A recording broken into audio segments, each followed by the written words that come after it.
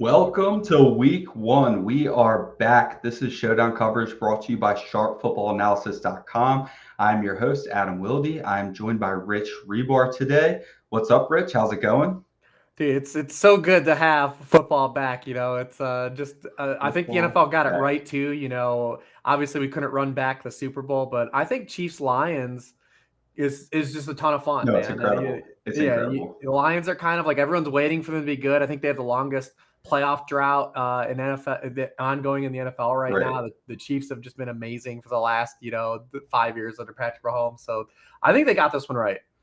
Yeah, it's incredible. So Detroit is heading to Kansas City. The team total or the total for the game is 52 and a half. Kansas City is favored by 5. We've obviously got the Travis Kelce news, but I mean, for Showdown nerds, this is incredible, especially if we lose Travis Kelce. There are so many ancillary pieces. We know that both offenses are going to score at an egregious clip. It's just going to be a matter of deciding who is going to score, right? So I mean, let's get over to the DraftKings slate and just start checking this out. It's going to be interesting at the top. So DraftKings kind of built our lineups for us with this pricing, and then they got bamboozled by the football gods if Travis Kelce were to miss. So extremely unfortunate news for Travis Kelce and fans, but a heck of a slate if Travis Kelce manages to be out. If Patrick Mahomes and Travis Kelce were both active, then it's going to really narrow the player pool. So 12,200 for Patrick Mahomes is not egregious by any stretch. By the end of the year last year, we were seeing elite quarterbacks get up to like 12,800. So pretty standard for Patrick Mahomes. But Travis Kelce being priced up to 12,000 is a huge stand for DraftKings. And they were basically just saying, look, if you're going to get 3 touchdowns and 100 yards from Travis Kelce paired with Patrick Mahomes, you're going to have to pay. And if you pay that much money, you don't have enough salary left over to get super unique with the rest of the lineup. So you're going to have to do a lot of legwork to not split first with like a trillion friends. Without Travis Kelce, we have, an endless array of options. So Patrick Mahomes at 12,200, and then Jared Goff, who's projected similarly at 9,400. I guess first let's hit on Kelce, and then we'll just go through player by player. Are we both expecting Kelce to be out for this game? Yeah, I am. I think when you look at what the Chiefs, they're playing for January, right? Sure. Yeah. On a short week, obviously not a short week for them, with it being week one, but, with this being week one, them having 10 days after this, like they can kind of take, because this just happened on Tuesday, right? Like it's not like this happened 2 weeks ago in the preseason. They're trying to get them ramped up. Like it literally just happened 2 days ago at practice. Right. So for him to turn around in 48 hours and play, like it would seem egregious on the Chiefs end, right? So, I mean, I think they're a smarter organization. Right? Yeah, that would just be malpractice. It's almost certain that he's not going to play. I mean, he has not missed a game since 2013, so I could see him personally, as we've gotten to know Travis Kelce more with his New Heights show and things like that. Yeah, it both the does appear that Kelces, they don't miss games. Yeah, right. So I could see that coming into play. But Patrick Mahomes didn't win that battle with Andy Reid last year. I mean, he kind of did, but Andy Reid was pretty adamant about not putting him in until he was cleared medically. Missed a couple series before he was able to go back in. So I don't think that Travis Kelce is going to win that battle either. That factors in as well. So we're going to go ahead and go. The other thing too is this is an out of conference game too. It's not like the Chiefs are opening up against the Chargers, right? Like great point. So I mean, it's not like it's the end of the world, right? Like it's not like it's gonna be like a tiebreaker of sorts. Right. And did you track the line movement? Did the line move any when Kelce got it? Did. Yeah, it went down. They were 6.5 point favorites. It's 5.5 to 6 at most places now. So you did get a little action on the Lions. And listen, the Lions have been a great underdog bet anyways. They are under Dan Campbell, they're a league best 23-11 against the spread and 19-9 as an underdog. So they've already been like kind of a favorite underdog bet regardless since Dan Campbell's been there. Yeah, so the 5 sticking, that's good. That's going to dictate how we build our showdown lineup. So the team who is favored to win the game, or should I say the team who does win the game, is most often going to be prevalent in the winning showdown lineup. It's very, very rare that the losing team is 4 or more players in your showdown lineup to win the slate. So we're still going to be heavy on the Chiefs, and it's just going to make it more interesting. So Patrick Mahomes at 200. Let's talk about Patrick Mahomes and Jared Goff at the same time, because once you pick your quarterback, especially when you pay 12,200 for your quarterback, you kind of dictate the rest of your lineup, because you're going to want to go with at least two receivers. With Patrick Mahomes, maybe you'll go two of his ancillary receivers and then like a Jerick McKinnon or something like that. But if you go with just two, you're kind of going to stick with the field. Jared Goff, especially a quarterback who's not very mobile, you're going to want at least two receivers and probably three.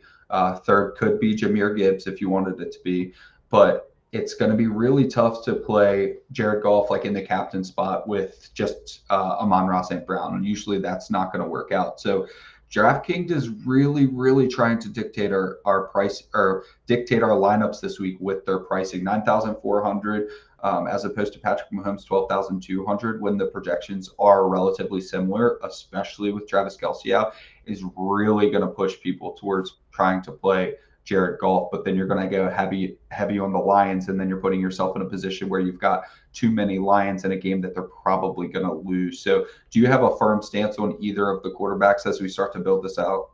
I do think they're great plays, but I mean, your showdown expertise is almost second to none. So I mean, I definitely want to follow suit with what you're preaching here, especially when you talk about it's because it's easy for me to get involved in the matchup and say like, yeah, Jared Goff has all these pros, but when you're talking about in these particular slates, like to win these things, you have to be heavy on the team that wins the game. So it does draw me to the Chiefs side, especially like you said with the pricing. People might want to use that salary alleviation to get the Goff because they want to play out, the sun god, exactly, Gibbs, exactly, and things like that. But it's also a fantastic matchup for Mahomes, and I'm curious to see how Aaron Glenn decides to attack things, because since Aaron Glenn's been the defensive coordinator in Detroit, they've been a hyper aggressive defense. I mean, they were 7th in the NFL in blitz rate per dropback. They were 3rd in rate of man coverage, right? Blitzing Mahomes has always been kind of a no-no, right? He was 27th in opposing blitz rate last year, but he was 1st in EPA per dropback against the blitz. He was 2nd in the NFL in EPA per dropback against man coverage. And teams did play a lot of man coverage against the Chiefs last year because no one respected their wide receivers. So we might see that again. And if the Lions are going to be hyper aggressive against Patrick Mahomes, I don't really care if Travis Kelce's out there or not. Like, Mahomes is going to cook. And then when you look at Mahomes too, like, he's always started the season hot. He's had 5 week 1 starts. In those games, he's thrown 18 touchdowns, no interceptions. He's thrown 3 or more touchdowns in all 5 of those games. So I still think that they're going to score points without Travis Kelce. Yeah, it's a little more in the weeds than I would like to get with how does Travis Kelce being off the field affect his mobility. That's going to be something interesting to watch on Thursday, but probably not something I'm willing to take a stand on and factor into like my builds. But it is going to be interesting to see how well does Patrick Mahomes navigate the pocket when it's not Travis Kelce, who is almost literally always open, as opposed to like these younger guys. Like if we see like Rashid Rice or even Kadarius Toney doesn't have a lot of reps with Patrick Mahomes. So it will be interesting to see that matchup. Maybe it doesn't matter too much for Showdown, but it will be cool to see a hyper aggressive defense against a quarterback who is typically so mobile, but doesn't have, his primary safety blanket. So as we move forward with the assumption that Travis Kelce won't be in, the next player is $2,000 cheaper than Patrick Mahomes. That's Amon-Ra St. Brown. Probably the best non-quarterback, definitely the best non-quarterback play of the slate since Travis Kelce is out. Amon-Ra St. Brown, a fantastic run back option, especially in a lineup. Okay, so if you're going with 5 Chiefs, right, you want to run back one Detroit player. Amon-Ra St. Brown's a fantastic option because a lot of times the 5x1 is only going to be like 10% owned, right? But when you're running back a 5x1, you usually want to run it back with something like Jahmyr Gibbs, who will get a lot of PPR points, or like a punt tight end that we'll talk about later. But if you play an expensive Detroit run back like Amon-Ra St. Brown, you're going to get yourself a little bit unique from that other 10% of the field who are running 5x1s just because you played the most expensive Detroit player. And Amon-Ra St. Brown can easily rack up 12 catches in this game trying to keep up with Patrick Mahomes. Yeah, I mean, you look at he was only behind Tyreek Hill in target per route rate and share of team targets when on the field last year. And then the Chiefs, they were good against opposing slot receivers, but it doesn't really matter for a guy that gets the kind of volume Amon-Ra St. Brown does. Right. And then they were still, because teams throw so much against the Chiefs because of game script. I mean, they still allowed a lot of fantasy points to slot receivers, even though they were efficient on a per play basis. Teams just throw so much against them. 44% of all catches against the Chiefs that they allowed to wide receivers last year came from the slot. That was 27th in the NFL. And they did allow a 5.4% touchdown rate to opposing slot receivers, which was 23rd. So there still is plenty of upside here too.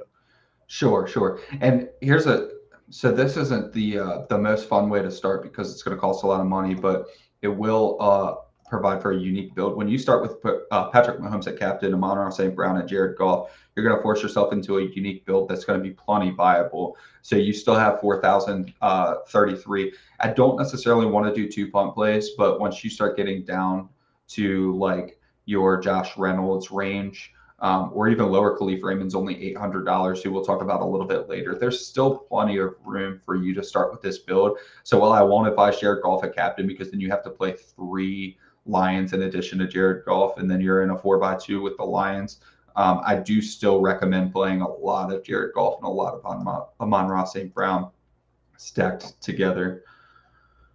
That's going to bring us down to Jahmyr Gibbs. Let's talk about Jahmyr Gibbs at the same time as talking about David Montgomery, because it's going to be interesting. It's going to be game script dependent. It is almost exactly like two totally new names, right? But it is almost exactly like it was last year with Jamal Williams and DeAndre Swift. I mean, like, could they have just not done anything and just ran it back with the same guys and gotten the same production? That's going to be interesting to see as those 2 guys move on to new teams after last year being so successful. But nonetheless, Jahmyr Gibbs stepping into DeAndre Swift's role, presumably. Maybe he'll be a workhorse by the end of the year, but probably not now. DraftKings starting him out at 8,200. DraftKings is usually pretty hesitant with rookies.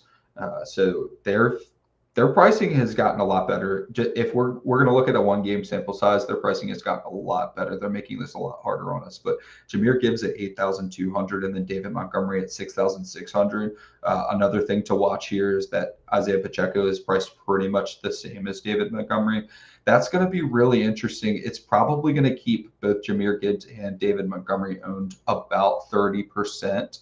And that's plenty viable. Both of them are plenty viable at 30%. I would like to think that Jahmyr Gibbs being 8,200 would keep him from being played too often, but I don't believe that's the case. I think the field is just too sharp nowadays. We all know Jahmyr Gibbs. We all know how incredible he was in college, how incredible he's probably going to be in this Detroit offense, how productive the Detroit run game was last year. So I am not afraid to click on Jahmyr Gibbs. I wish he were a little bit cheaper so I could play more David Montgomery. They're probably a coin flip. I'll probably be around the field on both of them. But David Montgomery, if he plays in Jamal Williams' role, we know that Jamal Williams led the league in touchdowns last year. So David Montgomery scoring 2 touchdowns in 1 game is not going to be difficult, especially when the over-under is so high. I don't have a strong lean on either of them, but I do want involvement in both of them, especially if you're not playing Jared Goff or Amon-Ra St. Brown. So do you have a heavy lean on either Gibbs or Montgomery? Yeah, it's interesting to see how this is going to be split because David Montgomery has a lot more versatility than Jamal Williams had. So does he get a little more passing work than what we saw, that's a great point, than what we've seen from Jamal Williams? Is it as clean as a split?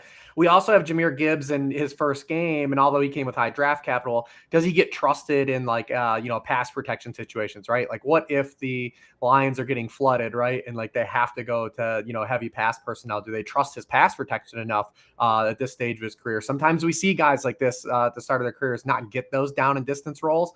Maybe it's something that's worked up to, but definitely from a skill set stance, like Gibbs fits the profile of what you would want against the Chiefs. But because they get out to so many leads, they play with such heavy favored game script, they give up a ton of receptions to running backs. I mean, they were 31st in the league in receiving points allowed to running backs last year. And that is not a new development. Over the past 4 years, the Chiefs have been 29th, 32nd, 31st, and 27th in receiving points allowed per game to opposing running backs. Jahmyr Gibbs, the best speed and space player in this draft class at the running back position.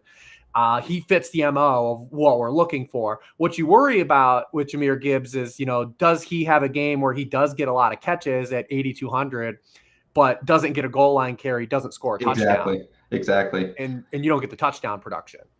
Yeah, I mean, at 8,200, you're putting yourself in a position where you need probably a good 13 to 16 points from him in his first game against the Kansas City Chiefs. I mean, I see a lot of scenarios in which they lean on David Montgomery in this game. And they're willing to run from behind too. I mean, they pass at a decent clip, but their run game seemed pretty agnostic. So I don't know that David Montgomery could even get game scripted out in this game. And we don't even know that David Montgomery won't catch passes. We have seen him catch passes in the past, so it's no guarantee. Actually, I'm part of the problem in thinking that David Montgomery may not be involved in that way, because it seems like such a good plug and play between DeAndre Swift and Jamal Williams last year to Jahmyr Gibbs and David Montgomery this year. But yeah, you hit the nail on the head. David Montgomery is basically just a significantly better all-around running back than Jamal Williams, as much as I love Jamal Williams. So there's no reason to believe that Jahmyr Gibbs and David Montgomery don't have the same role in the offense. And a lot of teams are looking for that nowadays, to have running backs that don't tip the team's hats to what play is about to be called. So it wouldn't be impossible to see David Montgomery get 4 catches in this game either. Let's bring Isiah Pacheco into the conversation, who is basically the same price as David Montgomery. There's a lot of game theory involved here, whether you want to play Montgomery or Pacheco. But Pacheco being only 200 more, pretty much in the same situation as Montgomery, in that he's got a quote-unquote pass-catching back that he's got to compete with. I could see Jerick McKinnon being far, far less involved in this offense, given how Pacheco played down the stretch last season. And then also just keeping Jerick McKinnon fresh for the playoffs seems like you said, this team's playing for January. I don't expect them to get any significant run out of Jerick McKinnon early in the year. I could see his snap share increasing as the year goes on, but Pacheco getting 16 carries seems like a lock in my opinion, especially 5-point favorites at home. I think that Pacheco is just such a significantly better play than David Montgomery. And in that sense, the only reason you're really going to look to play David Montgomery is because Pacheco is such a significantly better play at the same price. That's the only way that I could see David Montgomery's ownership getting down to that 20% range. And if he's at 20% and I can get to 30%, I'm super happy with that. But the only way that David Montgomery is not in that 30% range is just because Isiah Pacheco is so much easier to click. He's going to fit every Chiefs build. I mean, if you want to go 5-by-1, you're going to want Pacheco. You're going to want the Chiefs defense. So in that sense, it makes it a lot easier to click on Pacheco than Montgomery. Hopefully that keeps Montgomery's ownership down, and that's why I mentioned him in the player pool still. It's not that he's a better player than Pacheco in any sense. It's just that we don't know David Montgomery's role, and it's an offense that's still willing to run when they're down. So let's bring Pacheco into the conversation with Montgomery and put Gibbs to the side, since he's $2,000 or like $1,500 more than either of them. Do you have anything strong on Pacheco going in this game? No, what makes the Chiefs so interesting is just how they're going to attack this from a personnel stance. Like, is this a sum of parts, offense? Because Isiah Pacheco missed nearly the entire offseason with a shoulder injury. He did get some run in the final preseason game when he was able to get back, but he wore a non-contact jersey the entire offseason. Right. And we saw Clyde Edwards-Helaire play like an extended role too. So he's kind of a wild card, right? Like, because last time we saw Clyde Edwards-Helaire, he was a healthy scratch in the Super Bowl. But I know. But this is still a team, like you said, they probably are going to preserve Jerick McKinnon a little bit because he's 31 years old and he's been such a reliable player. But so what's the role that Clyde Edwards-Helaire plays here? Is he kind of like a pesky thorn early in the season to maybe both these guys? Yeah, I don't really know. It's going to be interesting to see how it is, because when you look at Pacheco last year, he played 50% of the offensive snaps just 3 games, and the most he played is 57%. He kind of was largely a touchdown or bust guy because he also didn't catch any passes. He had 1 catch on 3rd downs all last season. So it's kind of a weird thing. Like, we'll talk about their receivers too. Like, is this a situation where all 3 of these guys kind of play and you just hope to luck box into the touchdown? It's really tough with the Chiefs side here because, like you said, we want to get Mahomes in. We want to get him with arguably 3 other Chiefs or more. And it's like, it's whack-a-mole with these guys, especially with Kelce being out. Yeah, it's going to be difficult to project this one. So let's get to the wide receivers. We'll be able to get through this a little bit quicker. Super exciting to get started in the first weekend, especially with so much to talk about. So now we can get into rapid fire with the receivers a little bit more. Kadarius Toney is like the prototypical just plug your nose and play him. Our week one, just do it play 7,000. Haven't seen a lot of them. Hurt last year. He's just far more expensive than the rest of the Chiefs wide receivers. To get to the other Chiefs wide receivers, you have to scroll all the way down to 5,400 for Marquez Valdes-Scantling. Sky Moore's 4,800. Rashee Rice is an interesting click at 4,600, but I could see him not playing a huge role to start the year. So amongst those guys, probably this is super weird to say, but my favorite is Marquez Valdes-Scantling. It seems like he just never gets over 20% ownership. People never want to play Marquez Valdes-Scantling. All the way back to his Green Bay days, I was just like, just take all my money, and eventually he's going to pay me back, because I would always be heavily invested in Marquez Valdes-Scantling, and once a year he pays me back. So it's basically just lending money to Marquez Valdes-Scantling each time you play him. This is a game that I'm going to be heavily invested in him, but also want to be heavily invested in Kadarius Toney. So it's going to be nice to do your 20 max. It's like perfect slate for 20 max when you just say, I want Patrick Mahomes. You can make Patrick Mahomes your captain for 100% of the lineups if that's how you're feeling for this game, and then just put some rules in place to where I want 2 to 3 Chiefs wide receivers in every lineup with Patrick Mahomes at captain. And then you could also create a rule like, if I have Isiah Pacheco in the lineup, I also want the Chiefs defense. That's not a terrible rule to put into place either. So do you have any strong Chiefs wide receivers leans? Yeah, kind of when you look at it from a matchup stance, well, the guy that's going to be out there the most by far for the easiest bet is Marquez Valdes-Scantling. We saw it again this preseason with Mahomes in the game in the preseason this year. MVS led the team with 17 pass routes run, then Sky Moore with 11, Justin Watson with 8, Rashee Rice with 6. Obviously, Kadarius Toney didn't play. He's questionable for week one, expected to play. They're going to have a package for him for sure, and it's pretty easy to diagnose where it's going to be, and it's going to be in the money zone. No team runs motion and jet motion more in the red zone than the Kansas City Chiefs, and that's Kadarius Toney's role. He is like that McCole Hardman-ish, like there. And you saw when they used him at the end of last year, he started to take over that role in the red zone. He's going to get those jet sweeps. They're going to use him in like the half motion where he gets the flare routes and kind of those arrow routes off the motion. That's what he's going to be in for. Like we might see Kadarius Toney only run maybe 8 to 10 pass routes in this game, but I bet like when they're in the red zone, he's coming in. Exactly. That's going to be where he's at. The wild card here, I think, is Sky Moore. Because if the Lions didn't improve to where they were last year, and again, early in the season, it's hard to take what a team like was great at last year or struggled with defensively. But I mean, the Lions were one of the worst teams in the NFL defending slot wide receivers last year. They allowed the most yards per target to opposing slot wide receivers. They allowed the highest catch rate to opposing slot receivers. And for good measure, they were 27th in touchdown rate allowed to those. We've already seen Mahomes talk up Sky Moore and the growth he's made this offseason. So I think he's going to be a part of the offense. The real wild card here is Travis Kelce being out. Let's say Travis Kelce's out. We're approaching like he's being out. The Chiefs then have to alter everything because Jody Fortson is also on IR. Yeah, on IR, exactly. So they're down to just Blake Bell and Noah Gray. Mm-hmm. And this is a team that runs a lot of 12 personnel because their 12 personnel is really 11 personnel because of Travis Kelce being a wide receiver. So it kind of like rotates all these guys around. So we might actually see the Chiefs run more true 11 personnel in this game tomorrow.